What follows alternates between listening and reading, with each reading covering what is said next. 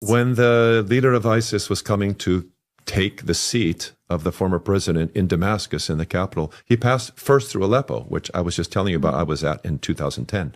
And he sent a note to the archbishop there, who is the successor of my friend.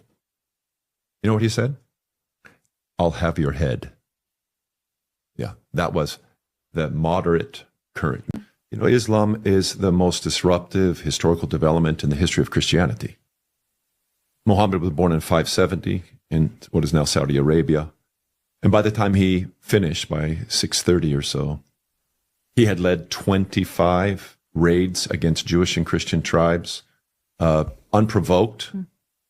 He established a worldview in Islam that divides the whole world into two. House of Islam. The House of Islam is where not just there are predominance of Muslims, but where Sharia or Muslim law is in force. If it's not enforced, there may be a majority of Muslims, but they don't consider that truly the House of Islam. The rest of the world, you know what they call the rest of the world? The House of War.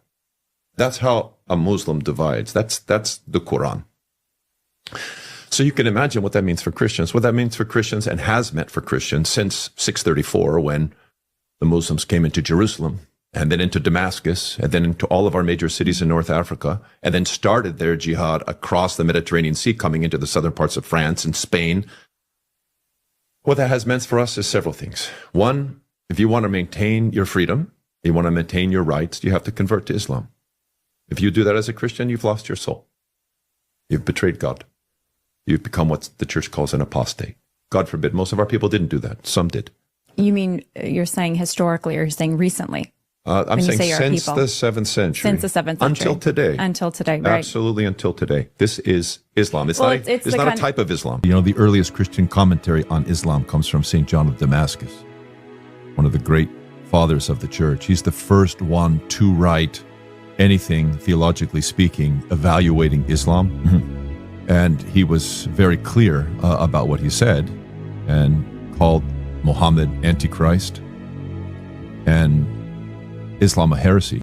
I read through the Quran many times in preparation for class, and I noted how many direct commands to violence Muhammad gave. My count, 123. 123 explicit commands to do violence to those who resisted the advance of Islam, and particularly to Christians, including details on how to kill us. Stab them in the neck. I mean, this is one of his commands. It's not a coincidence that many people, for instance, in England, who have suffered Islamic violence, have been stabbed in the neck. People go, oh, they got stabbed in the neck because the person was crazy. Actually, he was just following Muhammad's command.